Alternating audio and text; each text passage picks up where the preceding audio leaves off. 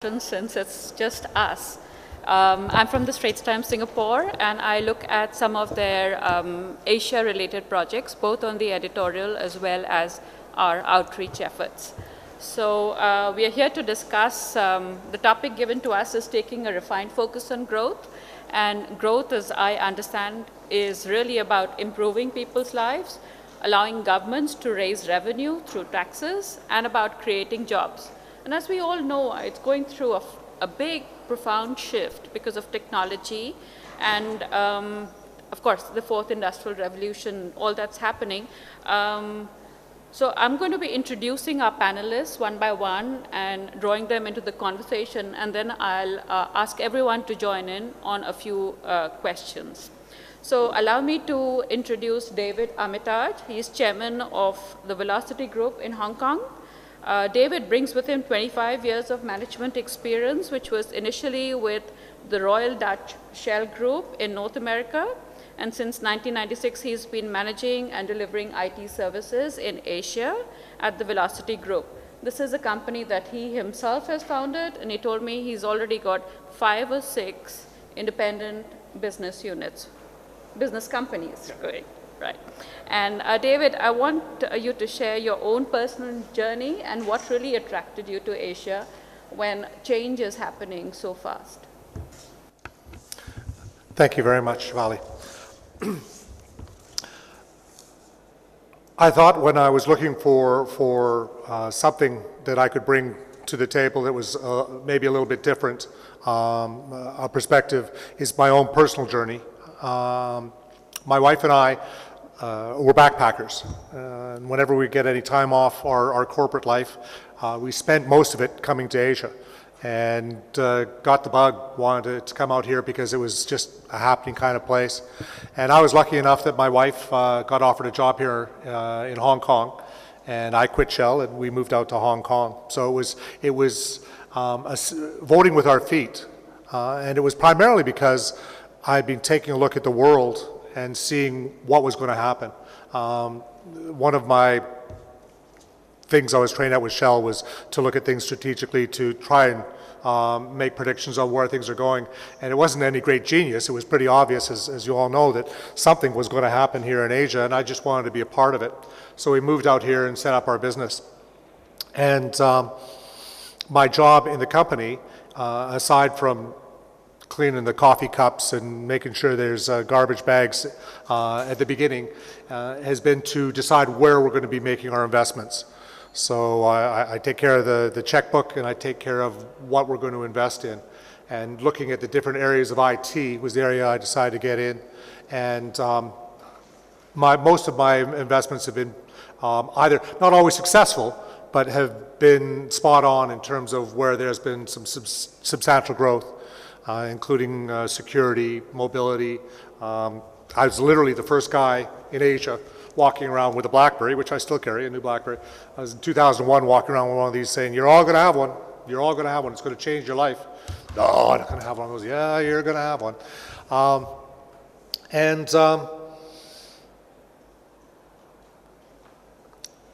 When it comes to looking at growth specifically in this region, I'm even more fascinated by the fact that while I have witnessed in the last 24 years what has been arguably the most substantial growth in wealth and well-being the world has ever seen, that 600 million people, or whatever the number actually is, that have moved into the middle class in the last 24 years.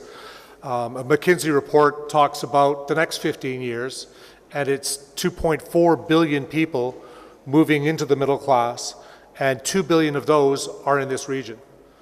So I'm just fascinated to be in that part of the world, in this part of the world, to see what's going to happen.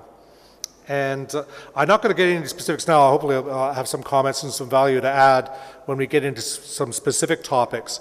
But growth is so much specific to what you're looking at, which economy you're looking at. Is different for Japan than it is for Vietnam. It's different for the different economies, what stage they're at. It's different whether you're looking for growth for your own personal business. It's different if you're looking for growth so that you can advise your children where to go to school and what to do. Each of those particular areas have something you want to think about that will be a little bit different. And hopefully those subjects will come up and I can add some value. Yeah, I mean, what you're saying is definitely very encouraging. And, definitely the middle class is growing. But across Asia, one of the issues that people are talking about a lot more now is the social inequity issues. The growth is not even.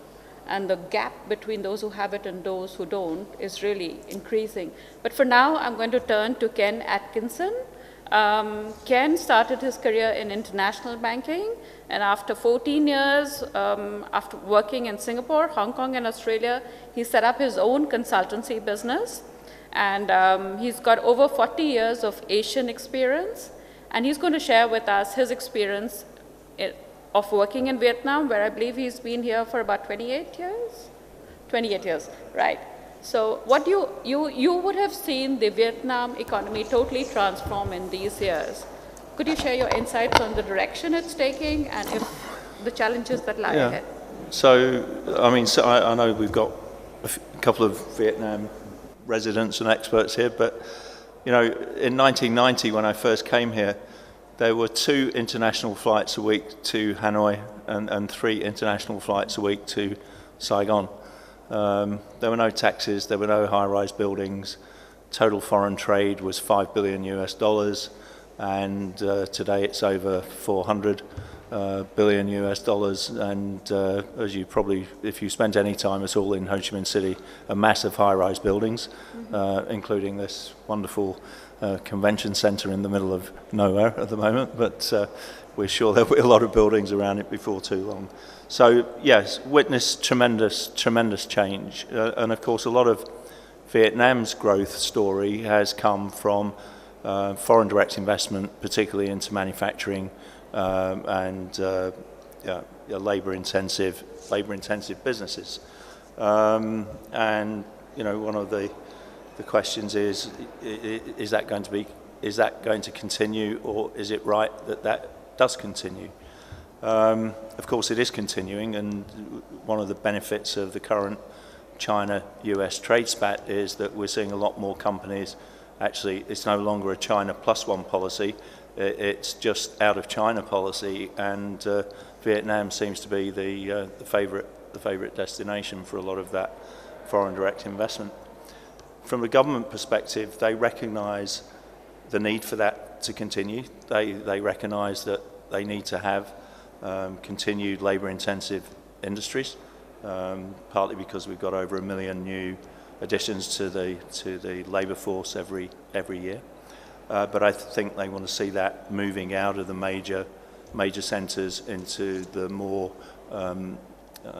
rural areas, and to really replace that with more automated manufacturing, producing higher value products, and also foreign companies working more with local companies to get more of the local companies into the global supply chain. In order to do that, of course, there's a lot of issues around education. When we talk about people's well-being, there's a big piece around healthcare, but certainly very few people coming out of the Vietnamese education system are workplace ready, and I think that's one of the biggest challenges that foreign businesses face. Actually, just taking off from what you're saying, I met up with the chairman of Becamex soon after today morning's session, and he was talking about how he's so encouraged and excited after the whole Binh Duong success story, just where we are sitting right now, that from just 7 industrial parks, he's looking at creating 40 within just the next few years. The question that was popping in my mind was, is this all happening very fast?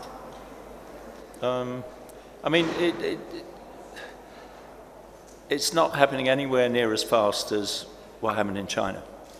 So I was fortunate to work in China from 79 to 89, living in Hong Kong. So I saw a lot of change in China. And from 79 to 89, China hardly changed at all. The big change in China came from the mid-90s, when places like Beijing and Shanghai just kind of skyrocketed. That kind of pace of change will never happen in Vietnam because the system is different. Vietnam still operates, although it's a communist country, still operates on more of a consensus model, which can drive you mad, particularly if you want to develop real estate. Trying to get people off land is incredibly difficult. So it might be happening fast, but it's not, for a lot of people, it's not fast enough. 70% of the population, or just less than that now, are still working on farms, subsistence farming in many cases. So the challenge is really to push the urbanization. Right. Okay, I'm going to go to Dilip next. So when I entered journalism, Dilip was already a media leader. He was the editor of Business India magazine, and he saw the opportunity as India was opening up to enter the world of communications. And he launched Perfect Relations, which is a leading media company today. And he's now into crisis management, communications, as well as an advisor to large corporations. So Dilip is going to share with us a perspective on India's model of growth and how that is evolving. Thank you, Shefali. As you said, it's a cozy group we're chatting to, so we can be pretty, I hope, open and honest about what we're dealing with. From the perspective of growth, I think India is dealing with three major challenges. The first is that we have 1 million people who need jobs coming into the market every month, a month. So can we produce jobs for them? The answer is impossible. The second problem we are facing is common to the issue which you touched upon at the beginning, the growth and speedy rise of inequality. And the third issue is very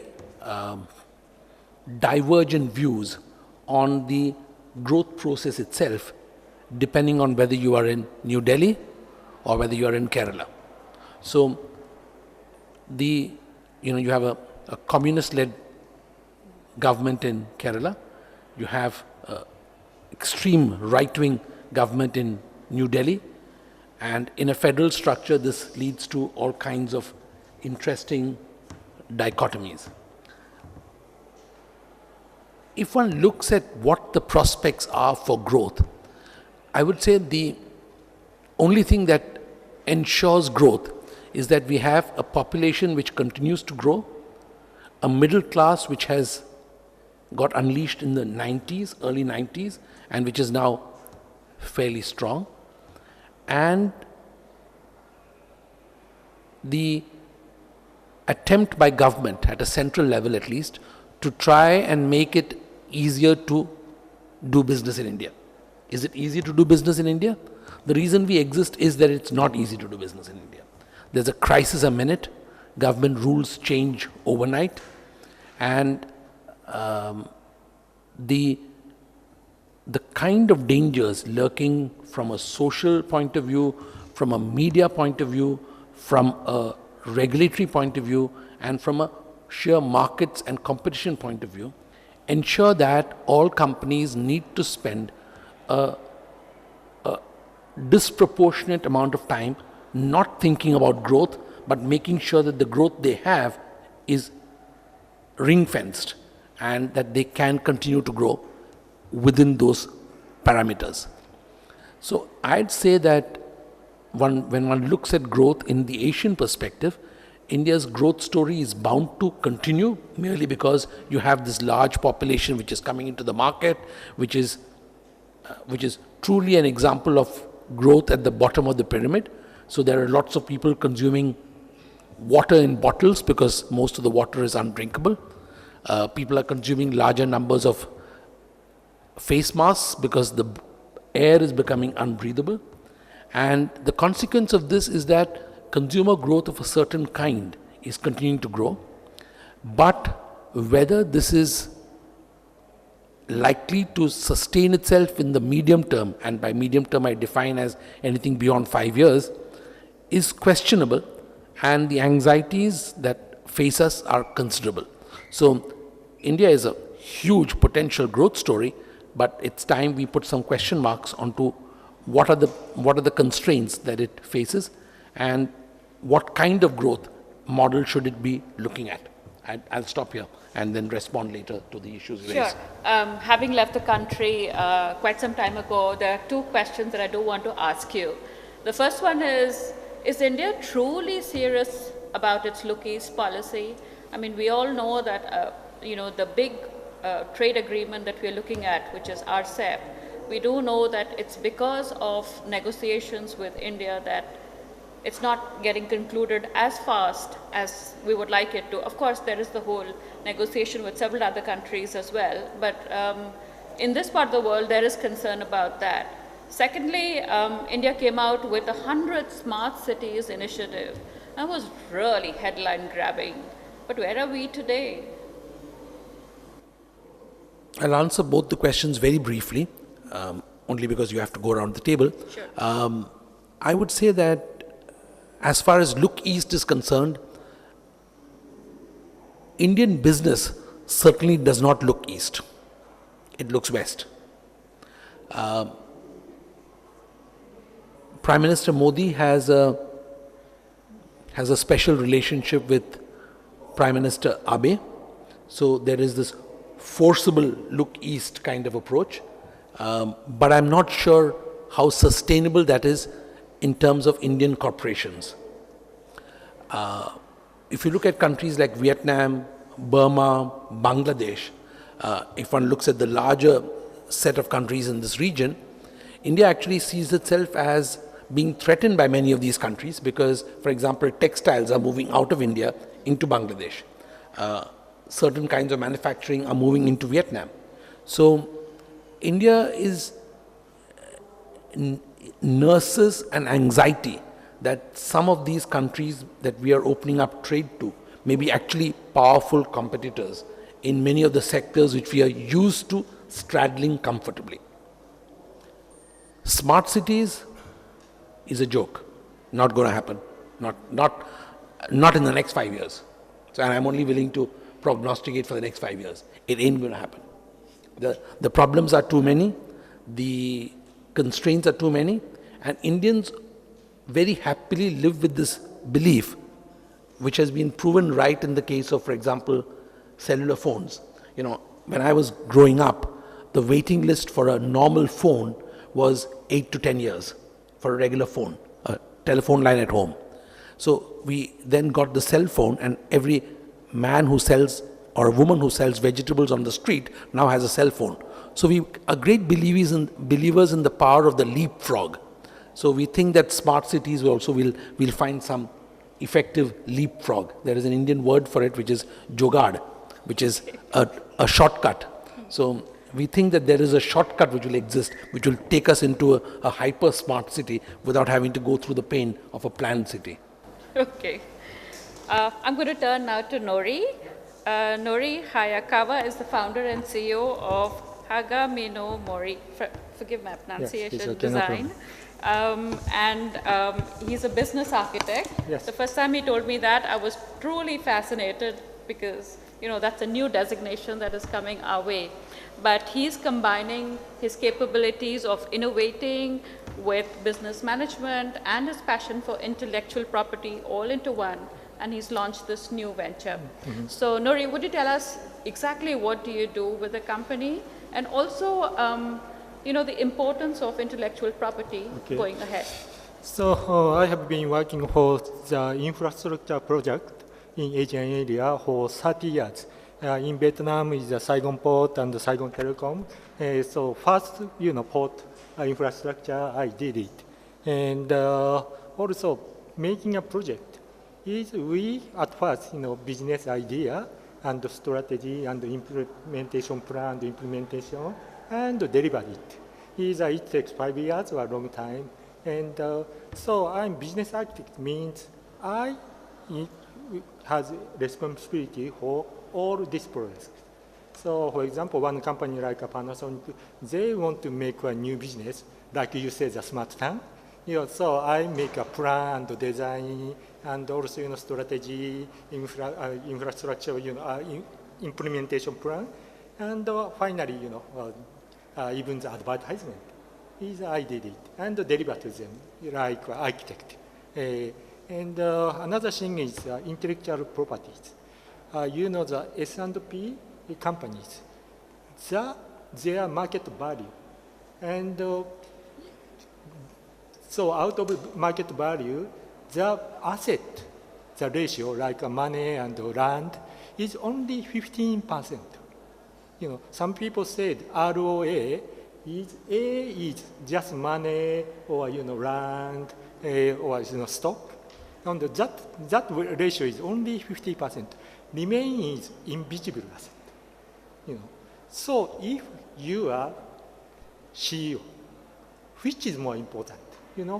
Visible asset or 80% invisible asset. So how to manage invisible asset is IP strategy. IP means not only patent, also design, trade secret, trademark, and also sometimes human relationship is maybe you have it's IP. So to make our IP maximize, but the IP is an invisible asset. It's not easy. So how to make the invisible asset to maximize is IP strategy. On the whole issue of IP strategy, I totally agree that it is important. You need to have an IP strategy. You need to get the funds to invest further in research, but that's from a developed country perspective. And across Asia, many of the countries are still in a developing stage.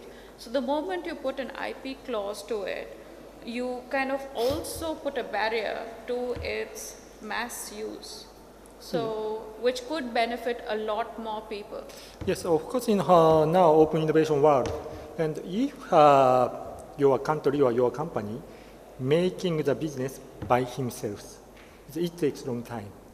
But if you borrow their IP, you make a business very fast. And also sometimes you share their equity on 5% or 10%, that is enough. Without no payment, without any payment, you can use the IP. So not only licensor and even licensee, IP strategy is very important. Sometimes you need a good technology from Japan, and how to negotiate, and both at first no payment, but share the profit and the future share the profit. That is very easy way to develop the company in even the developing countries. I'm sure we can debate much more, but I'm going to turn now to Jonathan, who has just joined our panel, and he is bringing a manufacturing perspective to this panel.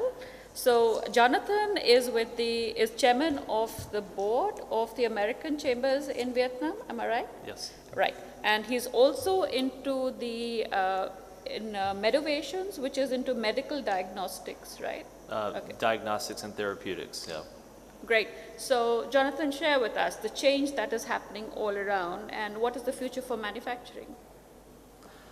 Well, certainly, I think you can't talk in particular about Vietnam and not have a discussion about manufacturing, because that is, as Ken has already pointed out, has been the growth mechanism of what's happened here in Vietnam. So we see the various phases of growth in manufacturing. Originally, it was manufacturing to have the basic fast-moving consumer goods, whether it be Coca-Cola or Procter & Gamble, Unilever, companies like that would come here for manufacturing. And then it moved into manufacturing for apparel and furniture, woodwork, shoes, things of this nature.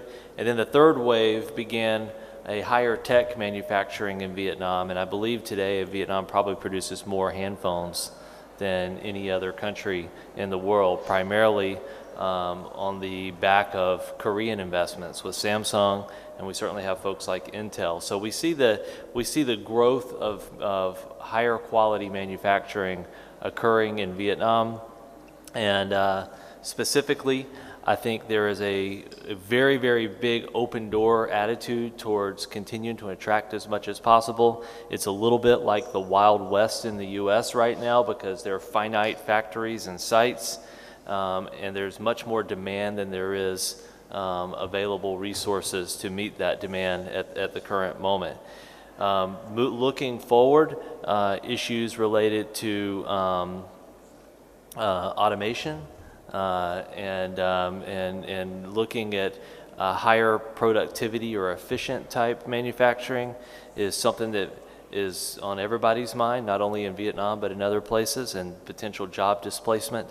But right now, manufacturing is really the catalyst for the exciting story that Vietnam has, and that's probably where Vietnam needs to continue its emphasis. Great.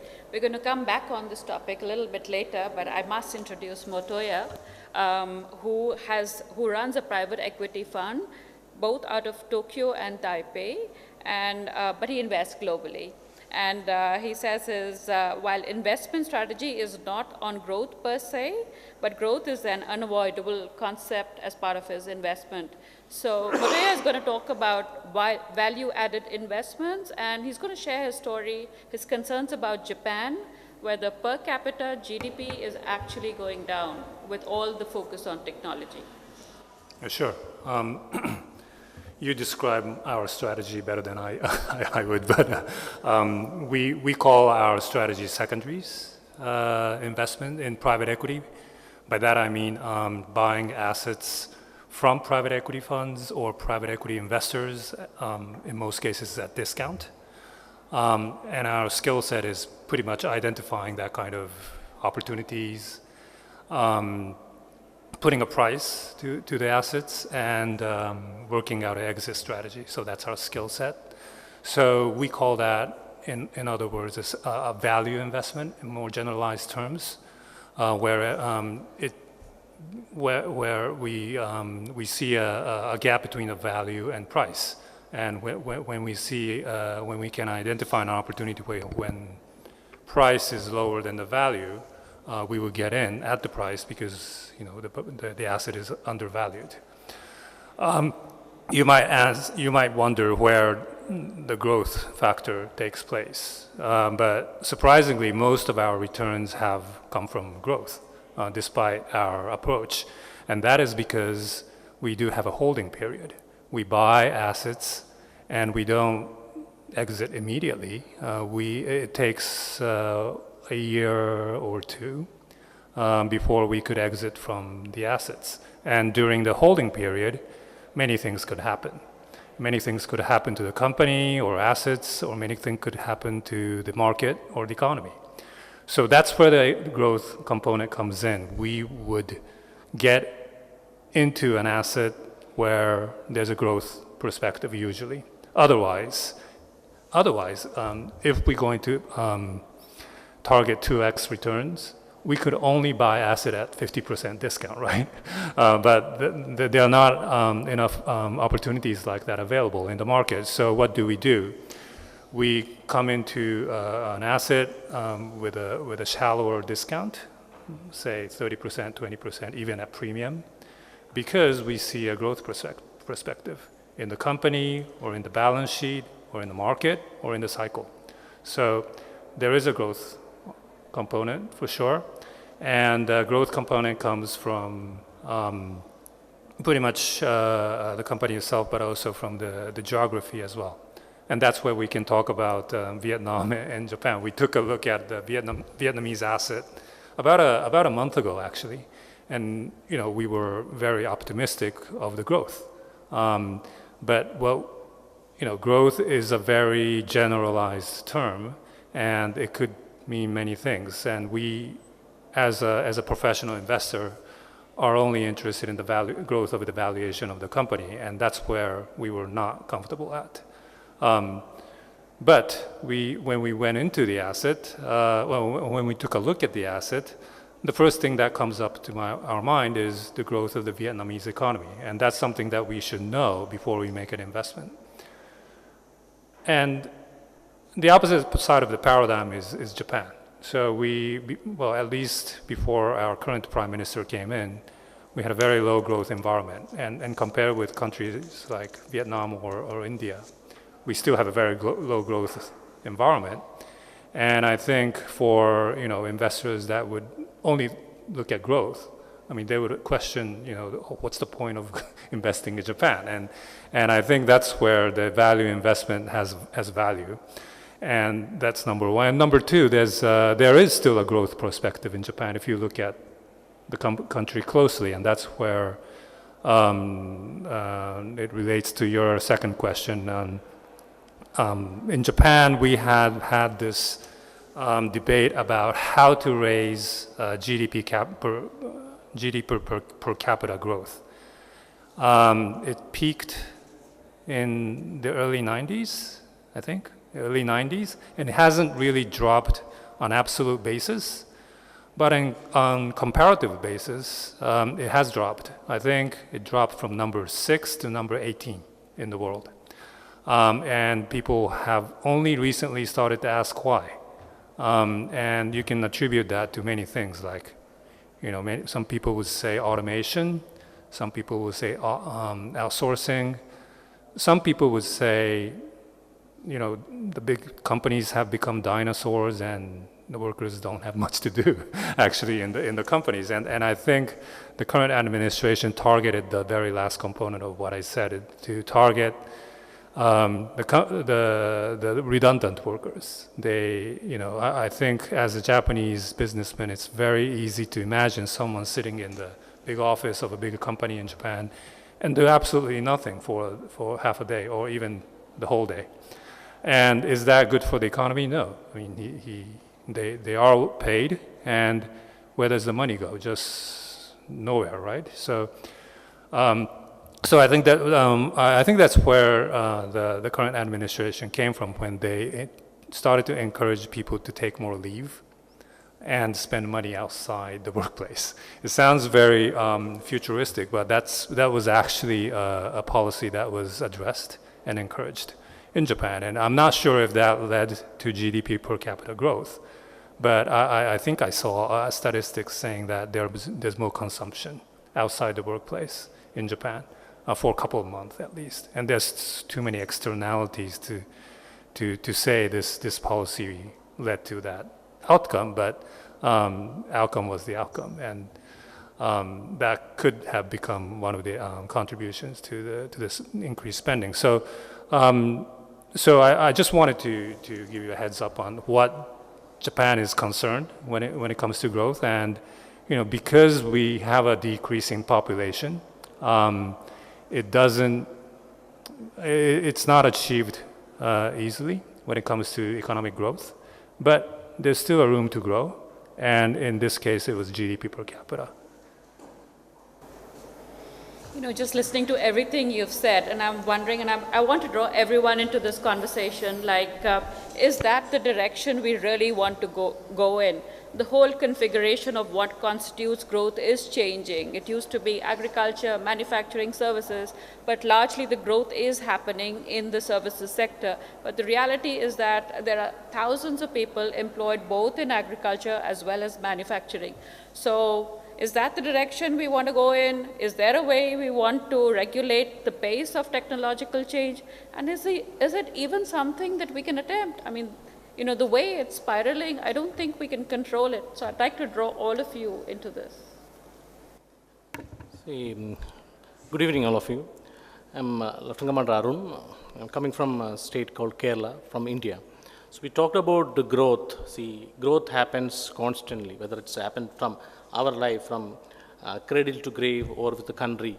Like, growth is directly proportional to, Atkinson was saying that growth is directly proportional to the revenue created by a country, which is again connected to the industry which is there, which is again connected to the employment generates over here.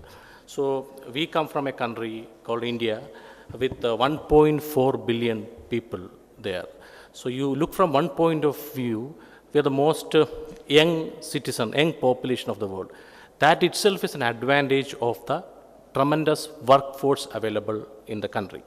Now, it is a blessing as well as it is a curse. So Mr. Cherian was talking about how to provide employment opportunities to all those young youth people who are coming out from these things. So tomorrow the problem will be, it's not handling the neighbor country or something. It is how to handle this youth, how to channelize their energy. If you find a lot of unemployed people over there in a country, whether it is in India or in Vietnam, you must think, plan, anticipate when the country growing. So Vietnam, he was talking about that when he came, it was 1991, it was a $5 billion US revenue, then it is gone to 80x, 400 billion US dollar. So when the country is growing, that time itself, as the leaders, the political leaders should plan that this is the requirement, this is the employment opportunity which is going to come, this is the number of population is going to increase. So the population, we need to create employment opportunities directly proportional to the population which is going to come. Otherwise, it is going to be a big havoc. Now, I had seen in our country, there are a lot of bigger players comes and set up the shops. There are a lot of youth unemployed. Now, how to channelize their energy?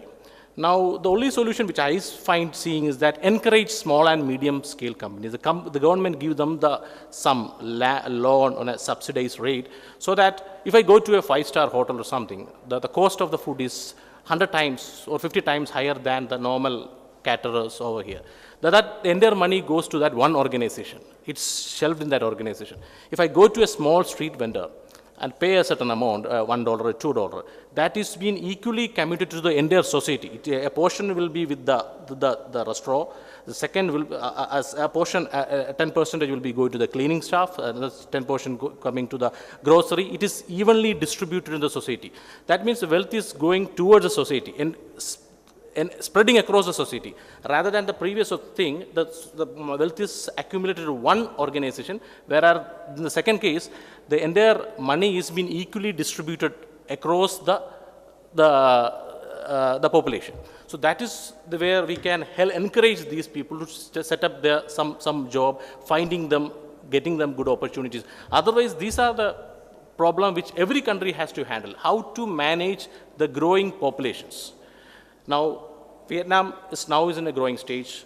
Now, if we didn't plan, if the Vietnam government didn't plan accordingly, now the Indian government is, now how you said that smart city, suddenly it cannot happen. You introduce a smart city, within 5 years it cannot happen. Everything has a certain time. The growth, see, we also have a certain stage of growth. So the smart city may not happen in the 5 years, but in the 10 years or 12 years or 15 years, there is a time given to that. So accordingly, why this smart city is not happening? Because we would have started a smart city much earlier. Now, we could not find the employment opportunities for this many number of people who are here. So it has to be a balanced thing. The first and foremost thing is we need to think, plan, and anticipate the growth. Then then only we can balance both the things. Right. I'd like to draw my panelists into this conversation. What is your view? Physical labor versus technological gains. Can we manage this? It's hard because, well, I think Japan is considered a relatively successful country in terms of economic growth up until like 1980s. And there are factors to it, and we might talk about it later. But there have been attempt by the country, well, including the government, to bring the economic growth to the next stage. And that was basically evolving from a manufacturing sector-based economy to service sector-based economy. I hope I'm addressing it right, but we used to take advantage of low labor cost and low other costs and the currency advantage in order to create a big export function under the free trade economy. And I think that's true for many of the developing countries. Japan's consciously made that effort to enhance the manufacturing sector and make it an export-oriented country. that started to change after the Japanese yen started to depreciate in the 1980s. So currency was a big issue.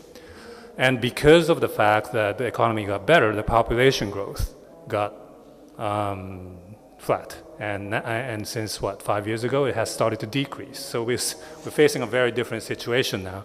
And it relates to your question, how do we get here? And what should have we done to avoid this if we were to avoid it?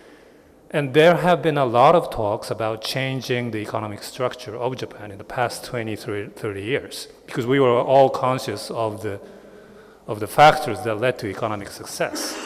And the reason why we couldn't is because all the systems that led to the success of the Japanese economy became the establishment of the whole society. And if you want to dismantle the establishment, the establishment won't do that, right? So you have to have another force, and it was very difficult to create another force. So even now, Japan economy, as you know, is, despite the high cost, and despite not being necessarily the technology front runner in the world, is very dependent on exports. And that's one of the reasons why the stock price has been, performing very well in the past 5 years. It's the depreciation of yen. So if it starts to appreciate, the stock market goes down, because everybody knows Japan is so too much reliant on exports.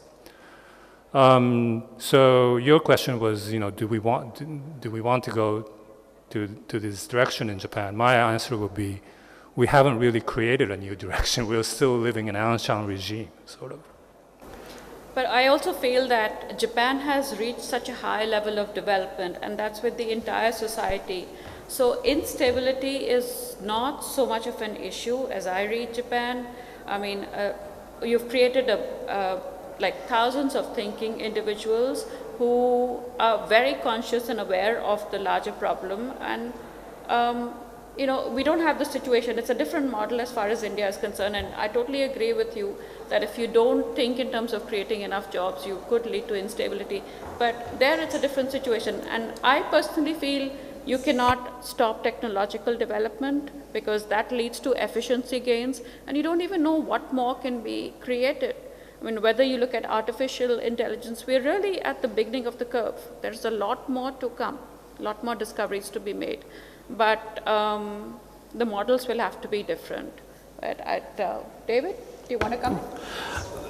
Well, let me just give you an example. And I don't want to appear Rosiana or all looking at the world through rose glasses. And I know this will not solve all the problems of the world, but sometimes you don't have to be prescriptive to solve a problem. You just have to give people access. And I think I've got a pretty good example. And I'm not sure it's going to be a success, but it's a work in progress right now.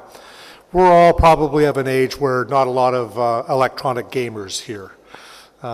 Maybe a few have a Game Boy in the basement, but not a lot. It was not part of our culture. We didn't grow up with it.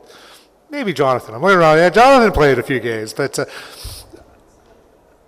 today there are approximately 600 million people online watching video games, 400 million watching tape games on YouTube, and 200 million people watching them live. It took me months to get my head around this. I can't think of a friend of mine as a father who hasn't looked at his kid and say, get out of the basement, quit playing video games and do something useful. Well, it's becoming useful because there are now 2 million broadcasters, they call them casters, who are full-time occupied at trying to entertain these 600 million people online by playing video games themselves or talking trash about a game or whatever it is to attract an audience. And they're starting to develop tools and revenue streams where some of them are making a living. And I think you're going to see more and more of this. Now, no government set up a program for this. all that was created was, all that was needed for this was a bunch of people with access to computers. So it did need to have a certain amount of a developed economy. I don't think you're going to roll this out in some of the poorest areas of India or Bangladesh.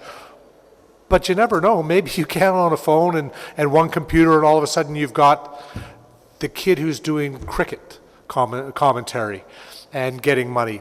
So my point being that we're all looking at AI as a potential threat for sure, but the kids don't have anything to do. They'll figure out something to do, and they'll be doing jobs that you and I would never even thought of. So there are some rosebuds in this garden of weeds that we're facing. Ken? I mean, I think, different countries face the challenge in different ways, but from Vietnam's perspective, yes, they need to continue to provide employment for people, and as I say, it is a growing labour force. But on the other hand, we've got the lowest growth in productivity of any ASEAN country at the moment, and the only way we're going to improve that, apart from getting rid of a lot of the bureaucratic issues that kind of take up a lot of business time, is by automation. 70% of the population are employed in agriculture, and that's mainly subsistence farming, people with their own little plot of land, which makes agriculture totally inefficient. And the quality of a lot of the produce is variable. And the only way you're going to attract foreign investments or mechanisation into agriculture is by large-scale farming. And that means automation. So what do you do with all these displaced farmers? Because you probably don't actually want to bring them all into Ho Chi Minh City, Hanoi and Da Nang, because just the constraints of that. So as I say, the government is looking to take that lower or the more labour-intensive industry and put it into places where they can employ these people. I think just to address one of your earlier comments, I mean, Vietnam has been very, very good at equalising the increase in wealth amongst society. Yes, we have some billionaires and millionaires, but by and large, they've been very, very conscious of the socio-economic needs of their people. So years ago, when they announced they were going to build the first oil refinery in Vietnam, they decided to put it in the centre of Vietnam, when the oil and gas was in the south or in the north, and everybody thought this was an absolute crazy idea. But it was to bring employment to those central areas that were actually losing ground against the people living in the bigger cities. So I think, you can't do everything to please everybody at the same time, but I think, and the Vietnamese, as Jonathan will, I'm sure, agree, planning is probably the weakest part of the Vietnamese, certainly from a business perspective. Government have their 5-year plans, but they're not very good at keeping to those quite often, but they're getting better at it. But so planning, I don't think, is one of the big strengths in reality from a business perspective. But they have got there. They've taken, from 95, when 70% of the population were in poverty, according to the World Bank, to under 10% today. I think that's a pretty good achievement. I want to hear Jonathan's views on this issue. I mean, America is the mecca of innovation, and there's so much of focus on technology, but will it ever go the Japan way? It could. I don't know. I really am not sure. My perspective on this issue of displacement, I'm naturally an optimist, but you have to understand a little bit of my background. I grew up in the rural state of South Carolina in the United States, and in the late 80s and early 90s, we had 3 major displacements. We lost textile industry to Mexico. We lost a naval base in Charleston. And then we had an agricultural challenge because of tobacco was no longer able to be that was a major crop in the state, and with all the lawsuits and so forth on tobacco. So we had a major displacement of workers. And I happened to work for the governor of South Carolina in the 90s, Governor Carroll Campbell and Governor David Beasley. And they did a lot of technical training programs. They put in some roads in strategic locations to enable the supply chain to go from the north of the state to the coast. And they recruited Michelin, BMW, and a number of other key higher tech manufacturing, as well as developing tourism along the coast.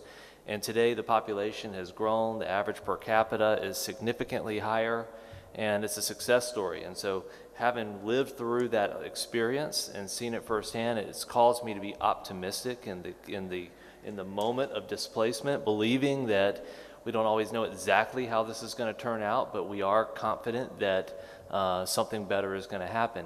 And despite all of this protectionism rhetoric that's going on in the U.S. right now, and the fact that people are voting in protectionism because they lost their jobs, the reality is there's a less than 3% unemployment in the U.S. right now, and we get projects in Vietnam, manufacturing projects in Vietnam, not because they make financial sense, but because they can't find enough people in Milwaukee to do the job.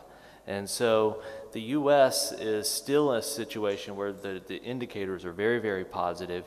And I tend to look at any of these displacement situations more as opportunities for upgrades rather than major crises. Now, granted, I've never lived in an environment with the population of India, and so I give that as a major caveat. But Vietnam, certainly with 95 million people, and the growth that it's experienced has its challenges as well. So I'm optimistic to not be so fatalistic about this issue of displacement. Does anyone else want to comment before I move on to my next question? Sure.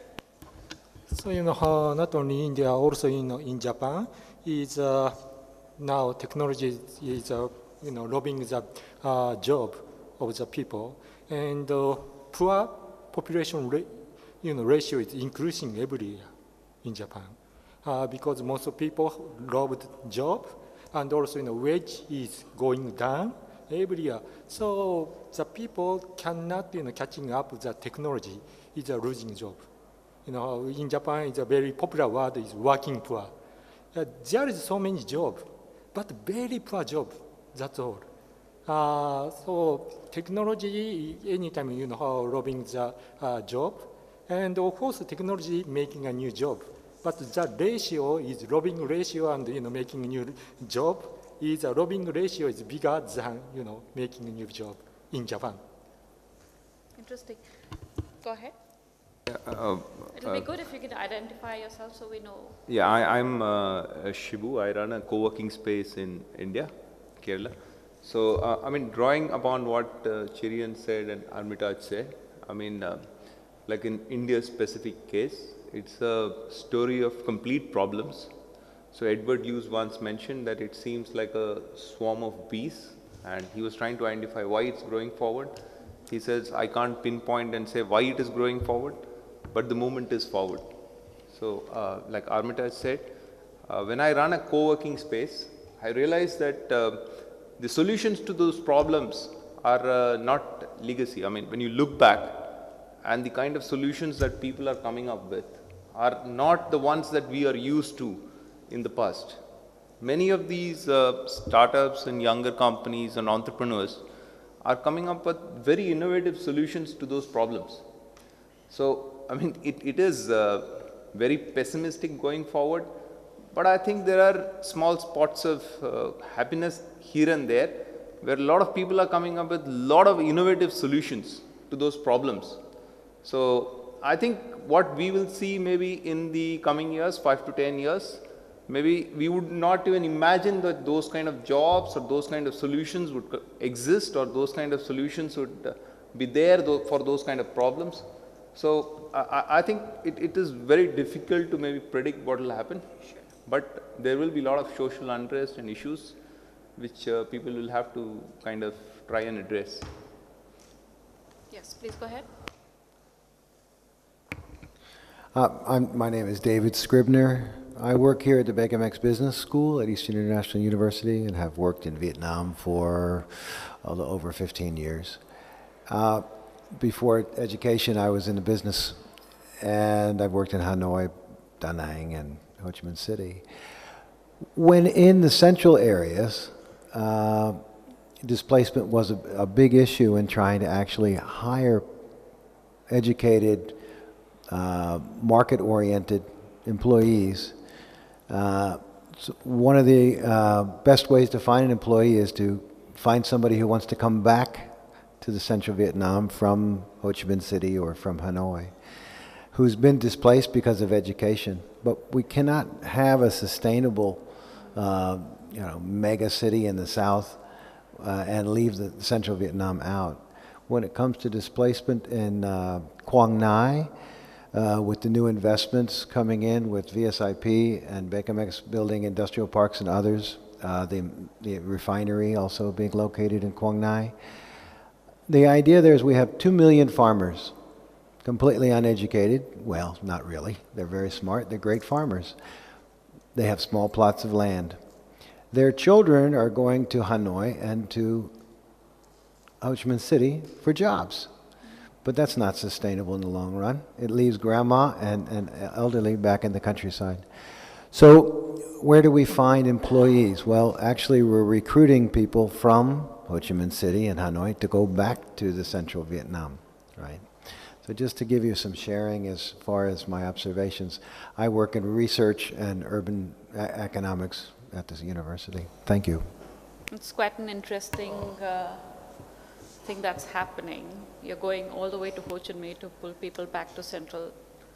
And maybe that's the way things will go in other economies.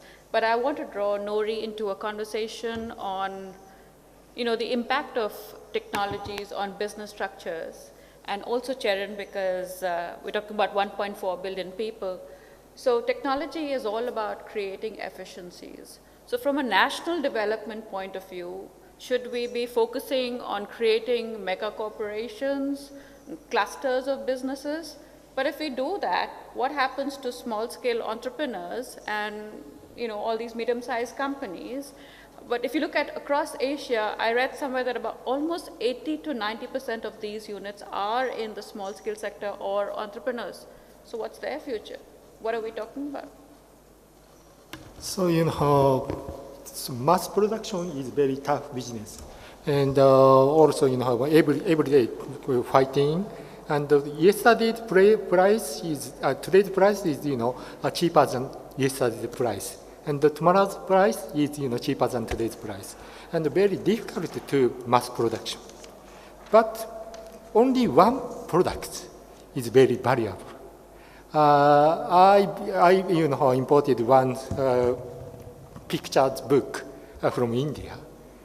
They make printed by Tana books or something like the name, and the value is very important, And almost the picture book printed in India by hand is imported all over the world, and the value is very high. So small business is only this is very important. So when we go to some place, for example, Vietnam, and I want to eat the Vietnamese food in Vietnam, and I eat Vietnamese food in Tokyo is quite different. Only one strategy is very important, and there is we can find some solution. Small company would win. Interesting. Let me respond by addressing the core of the issue. Do we encourage or discourage large corporations? I think that just as somebody said that the march of technology is something that you cannot hold back,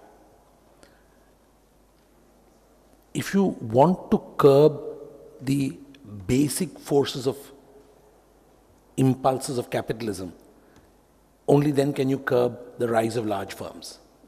If you look at the broad sweep of how business grows, a successful Vietnamese restaurant in Saigon will then gradually expand and have a branch in Hanoi. then go on to Da Nang, and then go on to more places, and then have multiple locations in the same city. So you end up gobbling business from other mom and pop stores because you're successful. Your chef is better, your formulation is better. Even if you take on board what was suggested, that you give MSMEs preferences or lower priced access to assets, in some senses it is altering market forces. So the question is it worth altering market forces for the resources of a country with a larger game of preventing social unrest, kids in basements playing 60 hours of games every week or every day sometimes, if there are 60 hours in a day, and they make 60 hours out of the 24 they have. So the question is, at which point of time do you blow the whistle? Can you blow the whistle? And if you blow the whistle, will anybody be hearing? Because technology is going to move very fast, and unless everybody turns to micro-organic farming using no pesticides and pulling the weeds out by hand, and there is a value generated for that kind of crop, and you can employ large numbers of people on subsistence farms, which is a situation which India also has, because 60% of our population is producing below 14 to 20% of the total GDP. So you have an issue here, and can it be resolved by fiat or by fear, or will it be resolved by consensus? And whose consensus? Because ultimately the inexorable force of global capital is also capturing large swaths of our mind, whether it's the Amazons or the Googles who decide which route you're going to travel in to get back to Ho Chi Minh City. It's not in the hands of mom and pop stores. It is a small bunch of people who are taking decisions for a large number of people. So I don't have a resolution here, but I have a big question. In fact, I'm wondering which is the direction to go, and I'd really like to hear other views. Please come in. I actually was thinking, as I was pondering on that thing, whether our aim, today's morning panel I was also discussing, we should know what is our objective or vision, whether we want a couple of $1 billion company or a hundreds of $1 million company. 2 or 3 companies which gives an employment to 5,000 or 10,000 people, or 100 or 200 companies give hundreds of people. So there means that wealth is being equally, that is one question. Second is that when technology, you don't have to be apprehension of technology. Technology is not going to eat away any jobs. Every first industrial, second industrial, third industrial revolution, all those things, before the industrial revolution comes, people have a fear that it may going to take out of the job. But inadvertently, it has created more and more jobs. The technology always bring jobs. There was a situation when computer was introduced in my place. There was a strike saying that if computer was given, that then there will be lot of jobs will be gone. Now most of the people are using computer and iPhone thing. So the people have the apprehension to adopt the technology, because technology I had seen, it is going to bring more and more job. Of course, I agree that artificial intelligence, robotics, automations may take away some jobs, but it is going to create more and more jobs. At this juncture, we are not aware about those jobs. So that is the thing which is creating that fear. You also mentioned about the unorganized sector, which is going to be contributing. Of course, they are contributing a larger amount to our GDP. See, when I was driving a car from my home to my office space, in the traffic signal, I stopped. I saw a lady used to come with, if it is an Independence Day or Republic Day, she comes with the national flag of India. If it is during the December time, she will come with a Santa Claus. These people are changing the business model on time. Do they have any outlook? Do they have any technology which is being used? Something which has been produced kilometers away, how do they do the supply chain management without any embracement of technology? The Chinese are doing it. Yeah. The Chinese sitting somewhere else are doing it for you. Well, efficiently planning. And see, and the interesting thing is that the employment, who are these people who are getting employed? Women. Women folks are getting employment. So these unorganized sectors, without adopting the technology. These people doesn't know that the lower point, they don't know what is actually happening. Somebody is planning somewhere, it is correctly planning exact by clockwise precision, it is coming to the market at the right time. And when the thing is going, when I'm going after December 25, there's no Santa Claus coming. Next January, it is a national flag. If it is in a monsoon, the umbrella comes in the traffic signal. They got only 2 minutes stopping time. That is the place where the sale going to happen. So sometimes I wonder how these people, unorganized sector, we cannot say an unorganized, they are the most organized sector. Coming from a democratic capitalist country, even though Canada leans a little bit more towards the socialist side, I think there's a real danger in governments getting too involved in deciding who the big companies are and who the small companies are and how many we're going to have. And I'll give you a good example. I think there's a place for them to step in. I mean, take a look at the trust busting of the oil industry, which made J. Paul Getty the richest guy in the world because instead of having one oil company, he had 6 or 7 at the end of it. But as a group of people, we are not very good at making predictions and coming up with the solution. We seem to do better when we keep our hands off, step in when we have to, and see what happens, and try to make it fair where we need to. And I'll give you a good example, and we were talking about it. I wouldn't mind your comments back on this. I really like Bill Gates, and Shefali's got some honest and fair opinions about what he's done. But he has been, in many cases, a very, very rapacious businessman. But I'm from Vancouver, which is not part of Microsoft World. And yet Microsoft World has created all these companies from executives that got up to a point in Microsoft and said, I don't like this big corporation. I'm going to go off and do this and do this and do this. And the entire northwest of the United States and southwest of Canada is filled with these companies now creating all sorts of magnificent products. So the one real value I think that the United States has brought is this creative destructiveness. It's an effective model as long as you have someone keeping an eye on them to make sure that we don't go the way of the Koch brothers. Just to give another example. Shefali. Yeah, sorry. Given what David just said, I may actually give a bit of a negative picture about this region. I hear a full day now that everything is great in Asia and that everything will be wonderful. I don't know whether Asia exists, but I leave that to others to judge. But I want to give a bit of a negative picture. And I say up front that I'm actually living here and very positive about the region in general. But just to bring a different tone in the conversation. When you look at what the countries in Southeast Asia have done, and it goes from Singapore up to Laos and everything in between, is really based on 4 major in sort of economic or industrial movements. That is, first of all, foreign direct investment. I don't include, by the way, Japan or Korea in this analysis, but it's foreign direct investment by foreigners, right? Secondly, you get a number of small and medium-sized enterprises around it that deliver to these foreign direct investment companies, and where you create sort of a whole network and sort of an ecosystem of people who are often very specialized and deliver goods and services to that foreign direct investment. Thirdly, you have a number of people, local people that got rich through real estate development. If you look at the rich families here in this part of the world, they all are in real estate development, and that's where they made their money. They may have started with a bit of manufacturing, but usually they made money.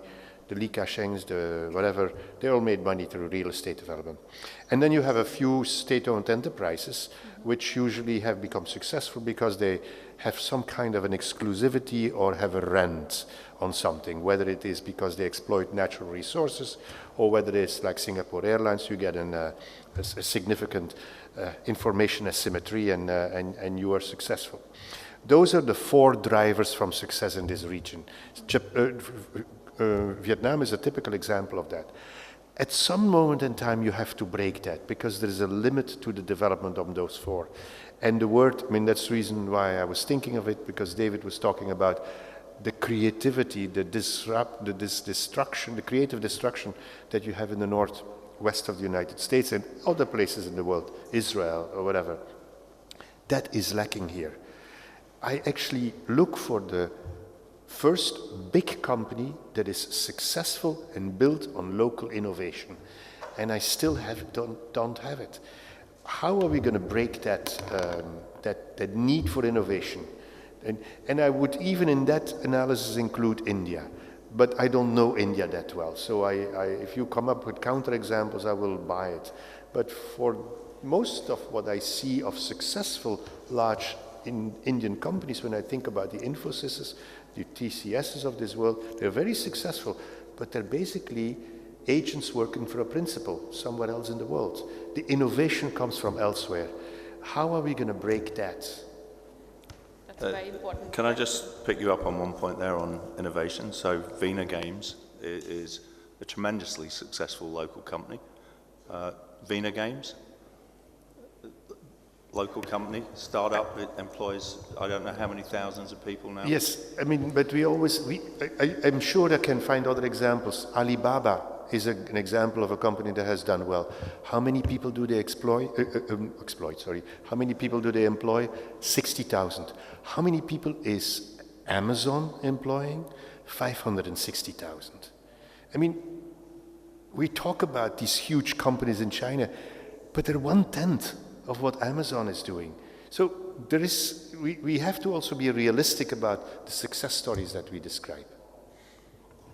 And I'm not saying there are no success stories. I can give Razer in Singapore as a success story, Grab in the region, although Grab is probably a copy of what happened elsewhere, right? Yeah. I'm just... I buy into your key point about innovation.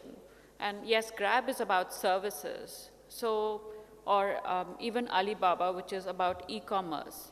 So that is happening, but truly, you know, the innovative startup, which is a star company, it hasn't happened. And I had a discussion earlier about why we don't see this phenomenon in Asia. And my takeaway from that session was that it's America which allows this thinking to happen, which is why you see all the innovation and startups happening there, and for that reason, America will remain the mecca. I'm not sure if this is a very biased view, but you can definitely come in as far as other countries are concerned. Part of the reason for America having such a good record of innovation is that you don't hear too much about the whining. The whiners don't get a voice, at least not loud enough. Maybe what you're hearing now in terms of Trumpian economics is a result of the whiners getting a voice. But the fact is that innovation can only happen when those who lose don't really get compensated for, in some senses. Okay, so that's what creates room for innovation, and that's why America continues to produce winning companies, because you have a lot of losing companies who you never hear about, and they don't have a voice. And that's, to my mind, that's a good thing. But what happens in most of Asia is that politically they get a voice, and so you're left with these 3 or 4 very weak and feeble engines of growth, which is rent-bearing, land-using, monopolies, or, you know. So if you want to get a trajectory which moves out of that, then you've got to have a compulsive ecosystem which absorbs failure, which allows failure to actually happen. I agree with that statement. I think part of what happens in the U.S. is failure is not punished like it is in Asia. I don't know how many successful CEOs I've heard that they like 2 or 3 bankrupt companies and they finally figured it out on the 4th time or something. And so, Yeah, yeah. So I mean, you can have a second time, and there's more risk aversion, at least in Vietnam, but maybe generally in Asia. But the other thing that's unique, I think, somewhat in the U.S. and maybe in Europe as well, is the universities, the research money that happens in universities is significant. I mean, Yes. there is nothing at Vietnamese universities are doing a great job of producing engineers now. They're starting to improve considerably, but there's not a Vietnamese university I know that is doing like really serious research that are new ideas that might or might not turn into anything, and it's funded by hundreds of millions of dollars, and that exists in the U.S. and out of that, those ideas can be commercialized, and I think you find that somewhat in Israel as well. But those are two things I find different. But I have good news for you from Asia. I just met up with Dr. Kai-Fu Lee, who was the head of Google in China, and he went on to start Sinovation Ventures. So his new book is about how China is going to beat America as far as artificial intelligence is concerned. And that's because of the data. You need a phenomenal amount of data, to create artificial intelligence applications. And he says, like, China will be the OPEC of data, and plus with all these unicorns coming up and all these internet, and just the regulation system, they've given companies a full right to go ahead and collect data. All they say is the government needs to get insights on it.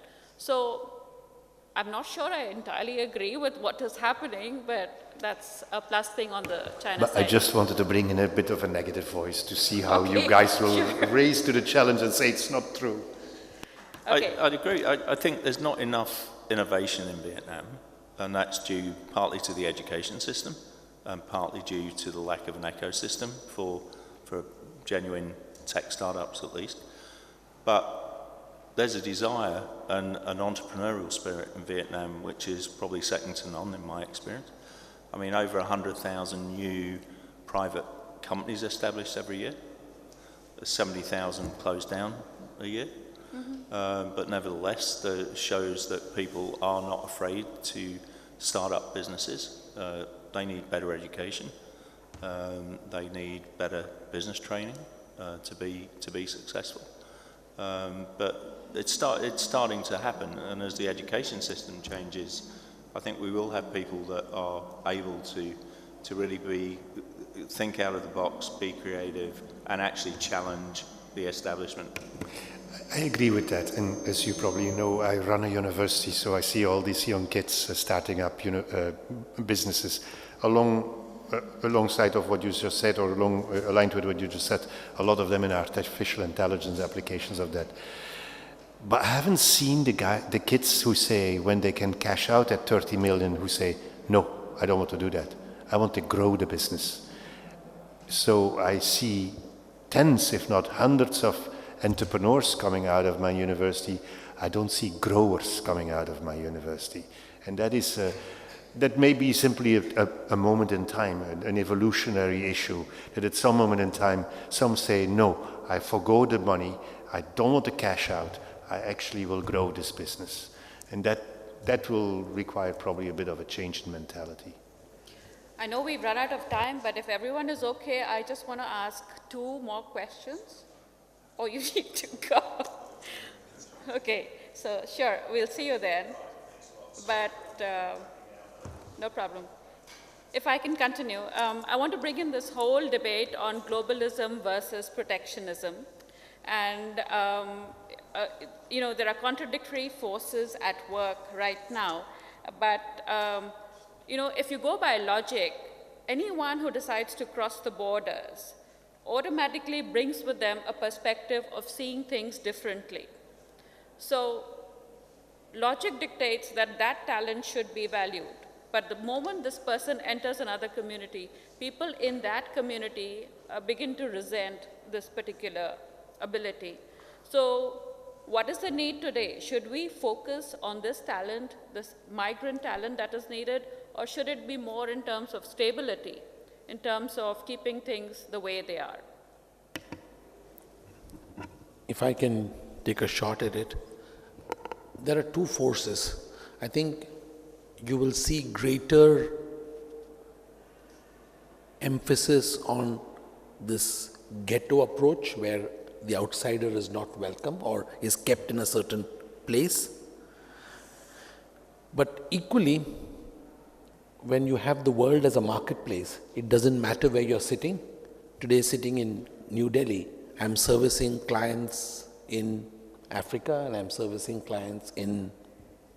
two clients in Latin America. And it doesn't matter where I am except for the time zone, as long as my teams are willing to work in those time zones. So being there physically is now no longer, in some businesses, as relevant. So that may be, these forces may be contradicting each other. So technology is blurring Yeah. that divide. Nori? Mote? So your question was, Should we encourage talent, migrant talent, or should we opt instead for stability? encourage talent. So how does that equate to globalism versus protectionism? Sure. So globalism is about crossing borders, going into other communities. Yeah. But at the same time, there are forces that say that you must go with what the people want. Yep. So keep things slower, Yep. opt more in favor of stability. And especially like, like as far as Japan is concerned, there has been some reluctance to let others come in. Right. So, but that is changing now. So I thought the Japanese experience. Okay. Well, I recently read a book, I forgot the title, which basically addresses what makes a conservative person and what makes a liberal person. And there are many factors. A lot has to do with the community that he or she was brought up. But one of the factors was mobility. Whether you are traveling or moving, the more mobile you are, you tend to have a more liberal view. And that has to do with people's thinking, has to do with psychology. And I think people who are more protectionist tend to stay in, well, this is a bit generalization, but tend to stay in one place, might travel more or less, but basically for those people, it's very hard to imagine the benefits of being mobile, and it's very difficult to think in terms of somebody else's shoes. And I think the rise in protectionism has, well, at least in the US, has much to do with the fact that people are staying in one place or inside the country or in a region, so that their interest is pretty much focused on protecting their interests. And the reason why people like Trump or some leftist politicians are very popular is because they have voters in those regions. More or less that's happening in other countries. It's happening in Japan too. There is a protectionist idea rising. And I think those people are encouraged by the rising protectionism in the US. I think it's provoking people to become more open about being protectionist. I don't think I can't think of a way to change that. It has a lot to do with people's behavior. Maybe the age of internet is discouraging people to be mobile because people tend to think they know about other places and other interests out of a small mobile phone, right? So I don't know how you can change that. Well, one way is to encourage people, but you can't really encourage people to travel, right? So yeah, I wouldn't be surprised if this protectionist was here to stay, not forever, but expressed more broadly and openly, and have a force. I think when technology begins to create a lot more jobs, then these divides will blur a little bit. I'm not sure. Jonathan, do you want to come in on this? I think all I'll just add is, I'm a globalist and I like the idea of migration and so I'm a very big fan of that. But I think in terms of the U.S., part of the protectionism and the thing to keep in mind is the U.S. is a big country And for most people, traveling is going state to state.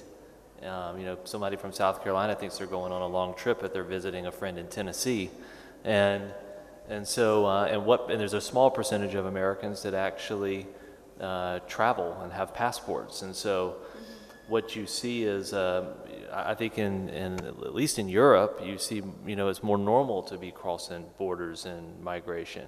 And you probably see that somewhat in Southeast Asia. So I think it should be encouraged, but I think some of what you hear in terms of protectionism coming out of the U.S. is a reflection of not just what the leader is saying, but a reflection of the reality of the population. And the population is generally doesn't have experience beyond its borders. Right. So I feel, I retired and I quit Mitsui company, and that is a big company. And 10 years ago, Mitsui never employs, individual companies, individual consultant, never. But now situation changing, So more peer-to-peer relation is very important. And also technology helps the peer-to-peer relation. We can connect anywhere, any place, connect, and even the nighttime, and even the borders, the countries. So that is very important. When we make a business, even make a business with a big company, with whom is very important. So in future, we are easy to take over the borders, and the peer-to-peer relation is more and more important. Right. And in my opinion, technology cannot be chained in one place. If that flower is here, metaphorically, if I can say, if this flower having enough nectar, a butterfly or a honeybee definitely will come over here, do things, and do the cross-pollination. So the talent is there. It has to travel. If we put some regulation, then our things, the country's things capability will atrophy. You talk about innovation, how innovation happens. Technology meets with the talent. That's why innovation happens. So I must say that talent should go. You cannot change talent. Recently, so many Indian technology come to Japan.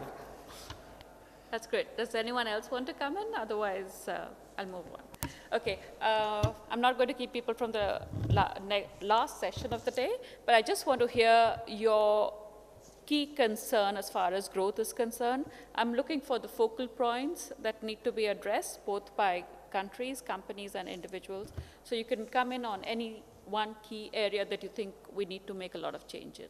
I can start with you, Muthuya. Not sure if I can answer a question correctly, but I think we've talked about it from time to time today, but this displacement of jobs by artificial intelligence, that will have a great impact is already having a great impact to the employment, but it will have a great impact to the growth. And I think what we can do is change our concept of growth and change our concept of working and employment. Yeah, I'm not exactly sure how to answer that. I think you mentioned earlier that education is probably one that we would all agree is very important, and I do agree with that. I think in the case of Vietnam, a key concern I would have is that they don't underappreciate their primary growth driver right now while trying to become something that they're not, trying to be the next thing without fully maximizing and appreciating their current driver, which would be the manufacturing sector. Right. I would also say the concern is education, because it's only if there's real education that they'd value things like freedom of movement, new technologies, democracy, all of these. And therefore, education fundamentally should be something that's accessible, provided, and insisted upon in every country, at every level.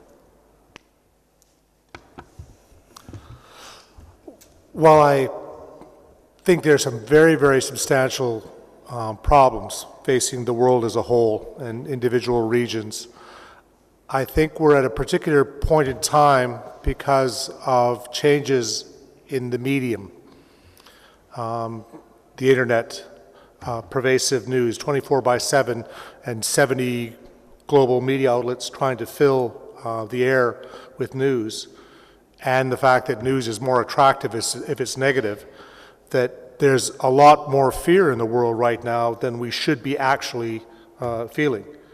That we should be a lot more positive about the opportunities and the good we're doing. I grew up when the world was about to be destroyed, when they were teaching us how to duck under a desk because the bombs were going to drop. It's a whole lot better than that now. And I know that sounds Pollyannish and rose-colored, it doesn't mean, it distracts us from putting our efforts into solving the real problems. And I think that's what that disturbs me. Great. Nori? So I'm very positive in future. That is some conditions. Education is most important, and to teach curiosity and guts and passion, never give up spirit to create future. If we have, we can take over everything. And no answer, but I have last question is how much we should make money. I think that's a very good point. Personally, I think there are several issues to be addressed, but because there are so many things to be done, it means the outlook for growth is positive. So thank you, everyone, for coming in and listening to all of us. Thank you very much.